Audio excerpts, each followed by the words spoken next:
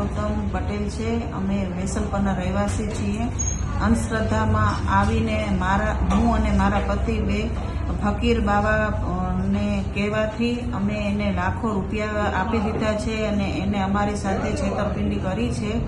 તો અમને 4-5 વર્ષ પછી અમને આ ખબર પડતા છેતરપિંડી કરી છે એવી રીતનું. તો અમે એને તે નખત્રાણા પોલીસને જાણ કરી તો નખત્રાણા પોલીસે ટ્રેક ગોઠવીને આ બંને આરોપીઓને પકડી પાડ્યા છે. અને નખત્રાણા પોલીસને ભુજ પોલીસનો હું આભાર માનું છું કે અમને આ પકડી પાડ્યા આરોપીને અમારા સારું કરીને.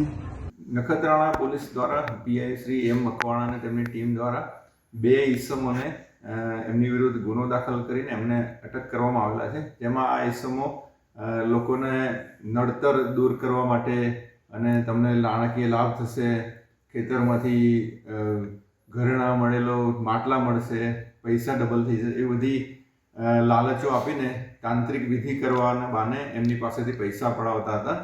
એવી બાતમીના આધારે એ લોકોએ ચટકું ગોઠવીને આ 2 ઈસમોને પકડીને તેમને અટક કરેલા છે અને નામદાર કોર્ટમાં એમને રજૂ કરીને 2 દિવસના રિમાન્ડ મેળવેલા છે. શું આગામી દિવસોમાં શું કાર્યવાહી કરવામાં આવશે? કેટલા લોકોને આમને છેતર્યા છે? શું દિવસોમાં અને પોલીસે કેટલો મુદ્દામાલ રિકવર કર્યો છે? પ્રાથમિક જે માહિતી મળી એમાં એવું છે કે જે 2 આરોપી પકડાયા છે એમાં બીજા નંબરનો જે આરોપી છે લતીફ ફકીર, એણે 2017માં એક વિસલપર ગામના એક ભાઈ નરોત્તમ પટેલ સાથે સંપર્કમાં આવ્યો. એમની આંબાની વાડીમાં કામ કરતો હતો અને એ નરોત્તમભાઈના ઘરમાં 2014 અને 16માં ઉપરાછાપરી 2 મરણના બનાવ બન્યા. એટલે એ ભાઈ શોકમાં રહેતા હતા અને નિરાશ હતા.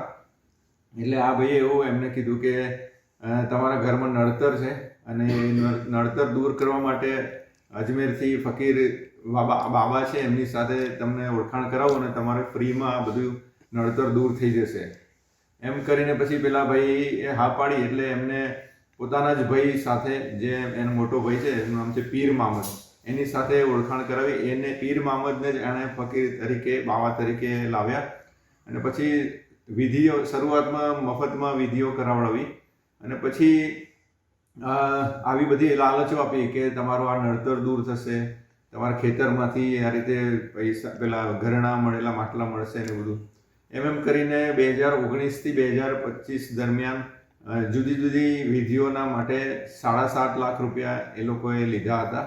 એમાંથી નખત્રાણા પોલીસે 7,20,000 રૂપિયા રિકવર કરેલા છે.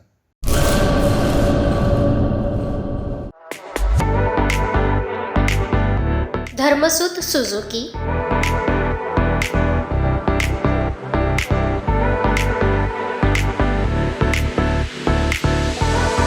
ધર્મસુત ઓટો લિંક LLP, 62 પ્રસાદી plot, Sanskarnagar, Bhuj, Kutch. Mobile number 9825553691.